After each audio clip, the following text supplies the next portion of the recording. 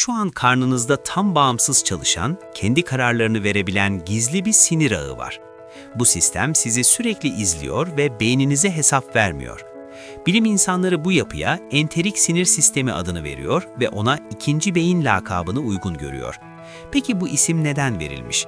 İnsan bağırsaklarında 100 milyon sinir hücresi bulunuyor. Bu sayı omuriliğinizdeki toplam nöron sayısını geçiyor. Böyle bir yaratılış tesadüf eseri olabilir mi? Bu sinir sistemi milyonlarca yıl boyunca hayatta kalmayı sağlayan bir mucizedir. Allah'ın her organa özel bir görev verdiğinin en somut kanıtlarından biridir. Hikaye midenizin duvarındaki ince bir tabakadan başlıyor. Mienterik plexus ve submuköz plexus adındaki iki ağ tam bir beyin gibi birlikte çalışıyor. Bu iki ağ kasları kontrol eden motor nöronlarla duyuları alan sensör nöronlar içeriyor. Tıpkı gerçek bir beyindeki gibi eksiksiz bir komuta zinciri oluşturuyorlar. Araştırmacılar bağırsakları beyinden ayırıp tek başına bıraktıklarında bağırsakların çalışmayı durdurmadığını keşfettiler. Bu sistem tamamen özerk, tamamen bağımsız. Peki bu bağımsızlık bize ne anlatıyor? Allah her organı kendi içinde tam ve mükemmel olarak yaratmış, bazı parçalar diğerine muhtaç olmadan var olmaya devam edebiliyor. Şimdi en şaşırtıcı olana sıra geldi. Mutluluk hormonu olarak bildiğimiz serotoninin büyük çoğunluğu beyinde değil bağırsaklarda üretiliyor. Vücudunuzdaki toplam serotoninin %90'ı bağırsaklardaki enterokromafin hücrelerinde üretiliyor. Bu hormon olmadan ne depresyon, ne kaygı, ne de mutluluk mümkün olabilirdi. Bu gerçek, depresyon tedavisinde neden bazı ilaçların bağırsaklara odaklandığını açıklıyor. Ruh haliniz aslında büyük ölçüde karnınızdan yönetiliyor. Allah'ın yarattığı bu mucize sistem, ruhsal durumumuzun bile bedenimizle iç içe geçtiğini gösteriyor. Akıl ve beden ayrı değil, bütün bir tasarımın parçaları. Şimdi gelin bu ikinci beynin ana iletişim hattını keşfedelim. Vagus siniri. Bu sinir, beyinle bağırsaklar arasındaki en uzun ve en kritik köprüdür. Vagus siniri boyunca taşınan mesajların %80'inden fazlası bağırsaklardan beyine gidiyor. Beyinden bağırsağa değil, bağırsak beyine rapor veriyor. Bu komuta sisteminin ne kadar çarpıcı olduğunu düşünün. Siz beyin komuta eder, bağırsak itaat eder sanıyordunuz. Oysa tam tersi geçerli. Vagus siniri aynı zamanda kalp atışını, solunum hızını ve bağışıklık tepkisini de düzenliyor. Tek bir sinir bu kadar kritik işlevi nasıl taşıyor olabilir? Bu soruyu sormak, Allah'ın yaratışındaki mucizeyi fark etmek demek. Tek bir yapıya bu kadar çok anlam yüklemek sıradan bir tasarım değil. Şimdi bağırsakların içinde yaşayan milyarlarca misafirle tanışma zamanı. Bağırsak mikrobiyomu, insan vücudundaki en kalabalık topluluktur. Bağırsaklarınızda trilyonlarca bakteri, virüs ve mantar birlikte yaşıyor. Bu organizmalar toplamda insan vücudundaki hücre sayısına eşit ya da daha fazla. Bu topluluk sizinle birlikte büyüdü, sizi korudu ve sizi şekillendirdi. Her insanın mikrobiyomu parmak izi gibi eşsiz ve yalnızca ona özgüdür. Mikrobiyomun bir kısmı doğum sırasında anneden alınıyor. Bu ilk hediye, bebeğin bağışıklık sisteminin temelini oluşturuyor. Bir ömür boyu sürecek korumanın başlangıcı. Allah doğum anında bile bu transferi planlamış. Bir bebeğin bağışıklığı, dünyaya ilk adımını attığı anda şekillenmeye başlıyor. Mikrobiyom sadece sindirimi değil, beyin kimyasını da etkiliyor. Bağırsak bakterileri doğrudan nörotransmitter madde üretiyor. Dopamin öncüllerini bile bağırsaklar üretiyor. Düşünün, sabah uyandığınızda hissettiğiniz o isteksizlik veya enerjinin kaynağı bağırsaklarınız olabilir. Motivasyonunuz karnınızda üretiliyor olabilir. Bilim insanları fare deneylerinde mikrobiyomsuz büyüyen farelerin anksiyete benzeri davranışlar sergilediğini görmüşler. Bağırsak olmadan zihin de sağlıklı olamıyor. Bu bulgu bize çok şey söylüyor. Ruhsal sağlığımız için Allah'a huzur ver şeklinde dua ediyoruz ya, aslında öncelikle ve özellikle kendimiz bedenimizi korumalıyız ki ruhsal sağlığımız da doğal olarak korunsun. Bağırsak-beyin ekseni denen bu iletişim sistemi 3 ayrı yoldan çalışıyor. Vagus siniri, bağışıklık sistemi ve hormonlar bu üçlü köprünün bileşenleri. Bu üç kanal sürekli, kesintisiz ve son derece hızlı bilgi taşıyor. Saniyenin 1/1000'i kadar kısa sürelerde mesajlar gidip geliyor. Hiçbir internet ağı bu kadar güvenilir değil. Stres anında bağırsaklarınızda bir sıkışma hissi mi yaşıyorsunuz? Bu tamamen gerçek bir fizyolojik tepki. Beyin stres sinyali gönderdiğinde bağırsak hemen cevap veriyor. Öte yandan bağırsak da beyine stres gönderebiliyor. Hazımsızlık, gaz ya da iltihaplanma yaşandığında ruh halinizin bozulması bir tesadüf değil, bir sinyal. Allah bu sistemi o kadar hassas kurmuş ki beden ve ruh birbirinden ayrı düşünülemez. İslam'ın sağlıklı beden, sağlıklı zihin anlayışı artık bilimle de doğrulanıyor. Bağırsaklarımız aynı zamanda bir bağışıklık kalesidir. Vücudun bağışıklık hücrelerinin büyük çoğunluğu bağırsak duvarlarında konuşlanmış durumda. Bağırsak mukozası, dış dünya ile iç dünyayı ayıran yalnızca bir hücre kalınlığında bir duvar. Bu ince bariyer her gün milyarlarca saldırıya karşı duruyor. Bu bariyer sadece zararlıları engellemiyor, yararlı besin maddelerini tanıyıp seçici olarak geçiriyor. Hiçbir fabrika bu titizlikte üretim yapamaz. Allah bu duvarı öyle mükemmel tasarlamış ki hem geçirgen hem de koruyucu olabiliyor. İki zıt özelliği tek bir hücre katmanında uzlaştırmak ilahi kudretin ifadesi. Leaky gut yani bağırsak geçirgenliği arttığında bu bariyer görevini yapamaz hale geliyor. Sonuç otoimmün hastalıklar, depresyon ve kronik iltihaplanma.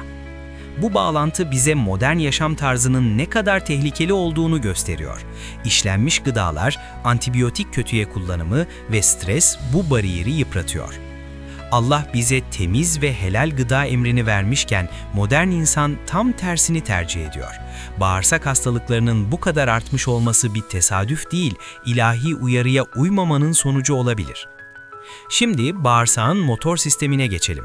Peristaltizm denen ritmik kasılma hareketi yiyeceği bağırsak boyunca ilerletiyor. Bu hareket tamamen otonom sinir sistemiyle çalışıyor, yani kendiliğinden çalışıyor. Uyurken bile bağırsaklarınız çalışmaya devam ediyor. Kasıyor, açıyor, itiyor. Siz buna izin vermiyor olsanız bile sistem işini yapıyor. Bu süreklilik Allah'ın inayetinin somut bir tezahürüdür. Sizi ayakta tutan mekanizmalar sizden bağımsız çalışır. Siz onları çalıştırmak zorunda değilsiniz. Bağırsaktaki mukus tabakası da ayrı bir şaheserdir. Bu kaygan madde hem sindirime yardım ediyor hem de bağırsak duvarını kendi asitli ortamından koruyor. Bağırsak bir anlamda kendi hazmına karşı da korunuyor. Kendi enzimleriniz sizi sindiremiyor çünkü bu mukus kalkanı tam doğru yerde, tam doğru kalınlıkta yaratılmış. Mide asidi demir parçalarını çözebilecek kadar güçlüdür ama mide duvarınız sağlam duruyor. Allah bu dengeyi 1 milimetre hata payı bırakmadan yaratmış. Bağırsak içinde bulunan kript hücreleri kök hücreler sayesinde sürekli yenileniyor. Bağırsak yüzey hücreleri birkaç günde bir tamamen değişiyor. Yaşlanan hücrelerin yerini yenileri alıyor. Bu yenilenme hızı bağırsakların sürekli sağlıklı kalmasını sağlıyor. Günde binlerce hücresel değişim yaşanıyor ve siz hiçbirinin farkında değilsiniz. Allah'ın yarattığı bu onarım mekanizması en gelişmiş teknolojiyi bile gölgede bırakıyor. Kendi kendini onaran bu sistem, yaratılışın mükemmelliğini ispatlıyor sanki. Bağırsaklarımızda kısa zincirli yağ asitleri üretiliyor. Özellikle bütirik asit adlı bu molekül, bağırsak hücrelerinin ana yakıtı ve kolon kanserinden koruyucu. Bu moleküller lifli gıdaları sindiren bağırsak bakterilerinin bir hediyesi. Allah faydayı faydanın içine koymuş. İyi beslenme, iyi bakteriyi, iyi bakteri, iyi molekülü üretiyor. Mikrobiyom ve bağırsak sağlığı hakkında bilim her geçen yıl daha fazla şey keşfediyor. 20 yıl önce bilmediğimiz gerçekler bugün klinik uygulamaları değiştiriyor. Ama Allah bu sistemleri en başında yaratmış ve Kur'an'da sizi en güzel biçimde yarattık diyordu zaten. Düşünüp akıl edenler için ayetlerde hikmetler var. Bağırsak mikrobiyomunu şekillendiren en güçlü etken beslenmemizdir. Gün içinde yediklerimiz trilyonlarca bakterinin nüfusunu doğrudan etkiliyor. Sebze ve meyve yönünden zengin, işlenmemiş bir diyet mikrobiyom çeşitliliğini arttırıyor. Çeşitlilik ise bağışıklık gücünün, zihinsel sağlığın ve uzun ömrün temelidir. İslamiyet'in ifrattan ve tefritten kaçınma emri, yani ölçülü beslenme emri artık mikrobiyom bilimiyle örtüşüyor. Her buyruğun arkasında bir hikmet yatıyor. Probiyotikler, canlı ve faydalı mikroorganizmalar içeren besinlerdir. Yoğurt, kefir, turşu ve kombuça gibi gıdalar bu canlıları bağırsaklara taşır. İlginç olan şu, Hz. Muhammed aleyhisselatü vesselamın tavsiye ettiği bazı besinler, özellikle kuru üzüm, zeytinyağı ve bal, modern prebiyotik araştırmalarında öne çıkıyor. Bu örtüşme bir tesadüf olamaz. Asırlar önce gelen bu tavsiyeler bugün laboratuvar bulgularıyla doğrulanıyor. Bilim, vahyin izinden gidiyor. Bağırsakların duygusal bellekle de bağlantısı var. Yoğun stres veya travma yaşayan insanların bağırsak mikrobiyomunda belirgin değişiklikler gözlemleniyor. Hatta bazı araştırmalar travmatik anıların bağırsak mikrobiyomunu yıllarca etkileyebildiğini gösteriyor. Bedeniniz gerçek anlamda yaşadıklarınızı hatırlıyor. Bu bulgu, kalp yarası veya içim sıkışıyor gibi ifadelerin neden fiziksel gerçekliği yansıttığını açıklıyor. Dilimizdeki bağırsak ve ruh için kullanılan ifadeler aslında ne kadar isabetli değil mi? Bağırsak kanserinin erken tespitinde mikrobiyom analizi çok önemlidir. Dışkı örneğinden mikrobiyomu analiz ederek risk faktörleri belirleniyor. Allah hastalığın ipuçlarını bizzat içimize koymuş. Kendi bedenimizden elde edilen veriler kendi hastalıklarımızı önceden haber veriyor. Fekal transplantasyon, yani sağlıklı bir donörden alınan dışkıdaki yararlı bakterilerin hasta bir bireyin bağırsak sistemine kolonoskopi, endoskopi veya kapsül yoluyla aktarılmasıdır. Bu yöntem şu an yüzlerce hastalığın tedavisinde kullanılıyor. Obeziteden otizme, depresyondan romatizmeye kadar geniş bir hastalık yelpazesinde mikrobiyom tedavileri ümit verici sonuçlar açığa çıkarıyor. Bu kadar temel ve kapsamlı bir sistem milyonlarca yıllık evrimle kendiliğinden oluşabilir mi? Her katmanın başka katmanla bu kadar uyumlu çalışması planlı, düzenli, bilinçli bir yaratılışın işareti değil mi sizce? Bağırsaklardaki enterokromofin hücrelerini biliyor musunuz? Bu özel hücreler mekanik baskıyı algılayıp sinirsel sinyale çeviriyor ve vücuttaki serotoninin %90'ını sentezliyor. Bir tür biyolojik mikrofon sanki. Bu hücreler bağırsak içeriğinin hacmini, yoğunluğunu ve kimyasal bileşimini sürekli ölçüyor. Gerçek zamanlı analiz yapan bir sensör dizisi gibi çalışıyorlar. Allah, bağırsakların içine bu kadar hassas ölçüm aygıtları yerleştirmiş ki sistem kendini sürekli kalibre edebiliyor. Mühendislikte buna feedback loop diyoruz. Bağırsak içindeki müsin proteinleri de ayrı bir mucize. Bu proteinler son derece uzun zincirli yapılarıyla mikrobik istilaya karşı fiziksel bir ağ oluşturuyor. Bu ağın gözenekleri o kadar hassas ayarlanmış ki zararlı bakteriler geçemiyor, besin molekülleri ise kolayca süzülüyor. Nano düzeyde bir filtre tasarımı. Bu tasarım en gelişmiş nanofiltrasyon teknolojisinden daha ince, daha güvenilir ve enerji tüketimi anlamında daha verimli. Bu bir fabrika üretimi değil, doğal biyolojik sentez. Şimdi de bağırsaklardaki kan damarı ağına bakalım.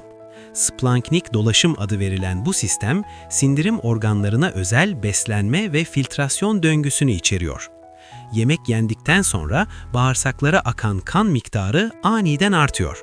Bu yüzden ağır yemekten sonra uyku basması yaşıyorsunuz.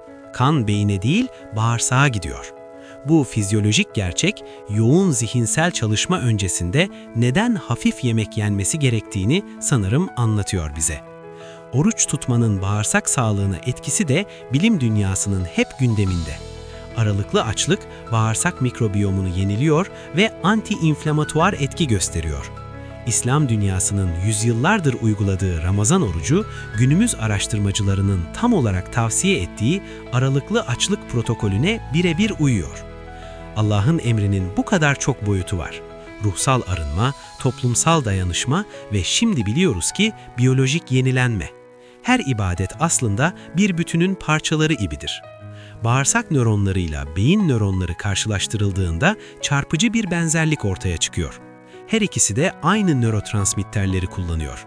Aynı sinaptik mekanizmalar çalışıyor. Bağırsak ve beyin embriyolojik olarak aynı kaynaktan geliyor. İkisi de ektodermal tabakadan, yani aynı anne hücre grubundan gelişiyor. Bu embriyolojik ortaklık, bağırsak-beyin benzerliğinin tesadüf olmadığını kanıtlıyor. İki sistemi birlikte tasarlayan bir irade var ve demek ki bu plan doğumdan bile önce başlamış, değil mi?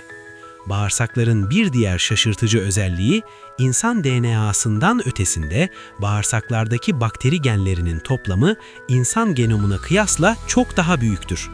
Bu dev gen havuzu bize binlerce enzim, vitamin ve koruyucu molekül kazandırıyor.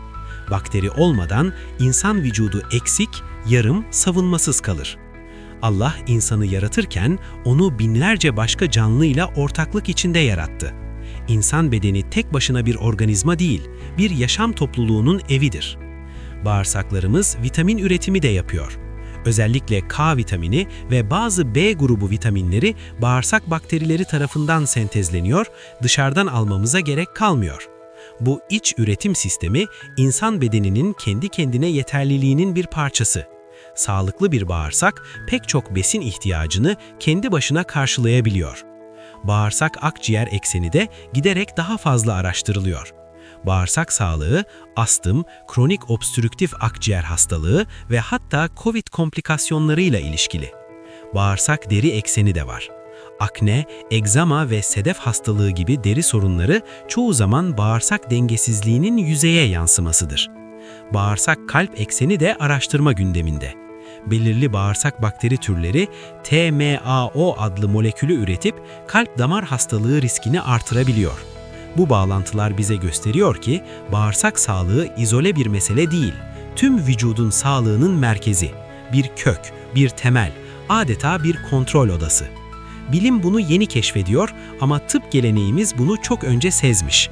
Hipokrat tüm hastalıklar bağırsakta başlar demişti, modern araştırmalar haklı çıkarıyor onu.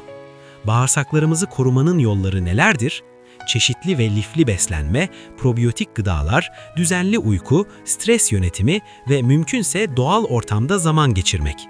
Gereksiz antibiyotik kullanımı ise bu sisteme zarar veren en büyük tehlikelerden. Antibiyotikler zararlı bakterilerle birlikte faydalıları da temizliyor. Bu yüzden antibiyotik zorunlu değilse kullanmamak, zorunluysa mutlaka probiyotikle desteklemek gerekiyor. Bu bilgilik hem bilimin hem de sağlıklı yaşamın tavsiyesi. Bağırsak sağlığını desteklemek için en ucuz ve en etkili yollardan fermante gıdalar. Turşu, yoğurt, şalgam, kefir ve boza gibi geleneksel gıdaların kendisi aslında birer tıp. Atalarımız bu gıdaları neden 1000 yıldır tüketiyor? Çünkü pratikte fark ettiler. Bu gıdalar insanı diri, dayanıklı ve sağlıklı tuttu. Bilimden önce hayat öğretti. Ve her şeyin arkasında bir yaratıcı var. Milyarlarca bakteri, yüz milyonlarca nöron, trilyonlarca hücresel etkileşim. Bunların hepsi aynı anda çalışıyor. Bunları tesadüfle açıklamaya kalkmak, bir fırtınanın matbaayı kurup bir ansiklopedi yazmasını beklemek gibi. Bu kadar hassas bir sistem, kör bir doğanın ürünü olamaz. Allah'ın El-Halik ismi, yani her şeyi en güzel biçimde yaratan anlamına gelir ki, bağırsaklarınız aklınıza geldiğinde bu ismi tekrar tekrar hatırlayın. Bu video boyunca gördüklerimiz insan bedeninin yalnızca bağırsak bölümüydü. Ve sadece bu bölüm bile sonsuz bir keşif konusu. Allah'ın yarattığı her organı inceleyin, her birinde mucizeyi bulacaksınız. Abone olun ve her yeni videoda Allah'ın yaratışındaki başka bir mucizeyle birlikte tanık olalım. Beyin mühendisi olarak bu yolculukta sizinle olmak büyük bir şereftir. Hoşça kalın.